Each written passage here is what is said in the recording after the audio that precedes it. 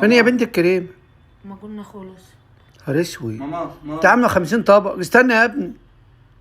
انت مش كلت 25؟ انا اكلت خالص ولا دكتور؟ ايوه كلت. انا دكتور؟ خلص. طب هاتي تفاحه من اللي انا جايبه. خلص. النهار الاسود. كلت 3 كيلو تفاح؟ اي خلص. مين اللي خلصوه؟ والله ما فاضل 10 تفاحات شايلاهم ليوس.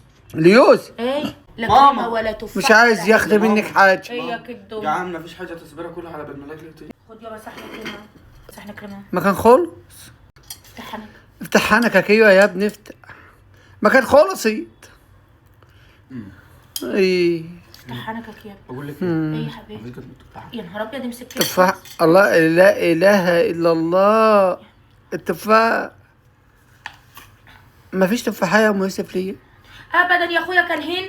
كانت كان هنا؟ هنا وخل. كان هنا وخلص. إيه؟ انت وريني كده ورا ظهرك كده يا ابدا أم. يا اخويا ما فيش حاجه، ده صحن كريم. طب مفيش طبق كريمه للغلبان اللي قاعد في الهاك ده؟ عنب. عنب.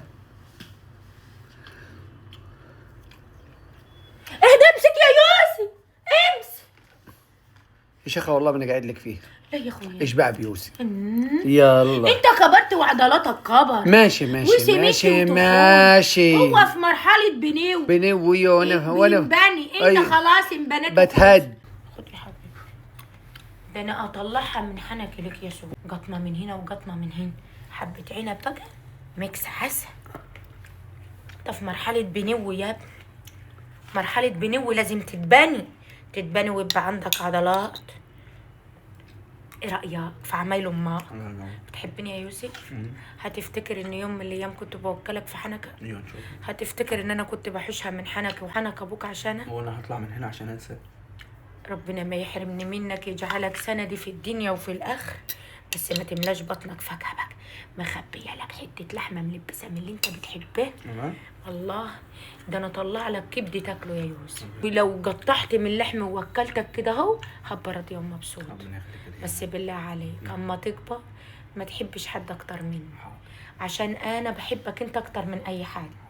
اي حد في الدنيا في كفه والا غلاوتك انت. اغلى حاجه في الدنيا. اول العين ما شافت واول القلب ما حاب. ده انت عارف سعادتك عندي بالدنيا وما فيها.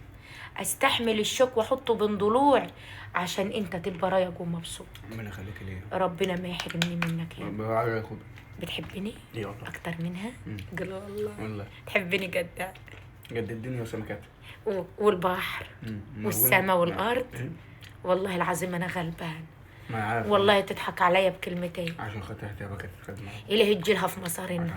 إلهي تجيلها في اسناننا وارتاح منها. حرام عليك يا حبيبي انا مش مشكله عندي سعادتك، انت عندي بالدنيا وما فيه.